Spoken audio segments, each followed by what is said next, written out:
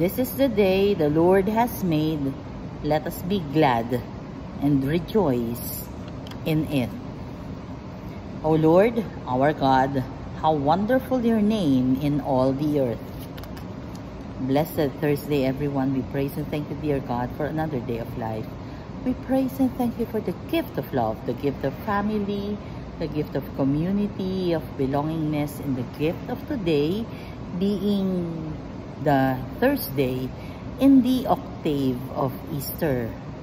And sa napakagandang gospel natin, gusto kong bigyang pansin yung sinabi niya, yung opening salvo ni Jesus sa lahat ng pinagpakitaan niya pagkatapos ng Pasko ng Pagkabuhay is this: peace be with you. Let us reflect on these words. Peace be with you. Peace be with you is not just simple greeting, pero yung totoong peace na meron ka at ako will not be coming from what we see from the outside, but the real peace is coming from the inside. Peace be with you. Peace be with you despite the problems. May peace be with you despite the challenges. May peace be with you despite what happened recently.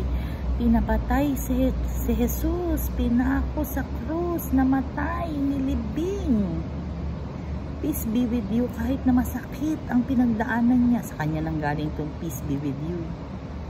Peace be with you kahit na sa social media nakita natin na merong nagpakamatay na 15-year-old na naghahanap ng pagmamahal ng magulang, gifted, blessed abundantly dahil marami ang kanilang mga resources, pero hindi yon ang kailangan ng bata na nag-suicide.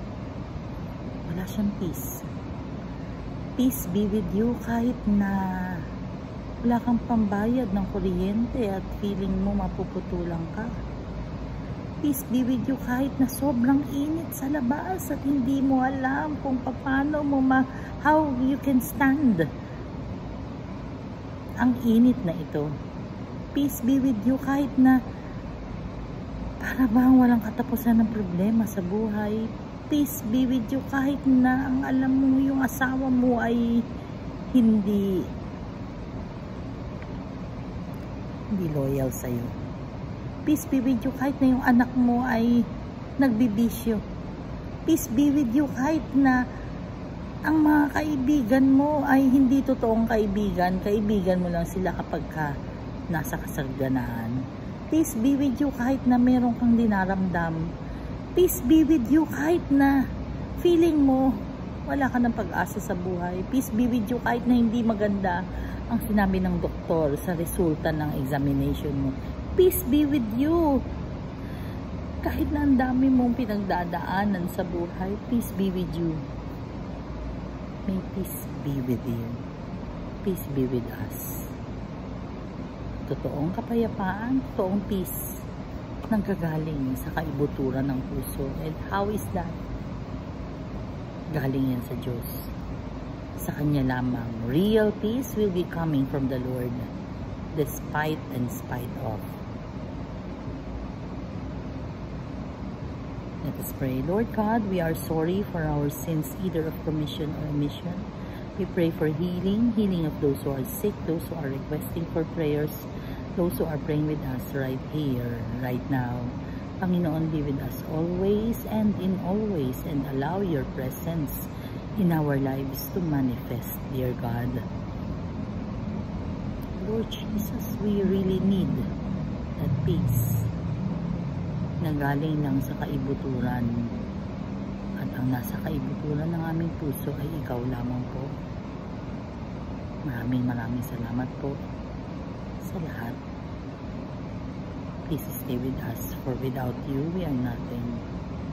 For this we pray in your mighty name, through the intercession of our blessed Mama Mary. Amen. peace be with you.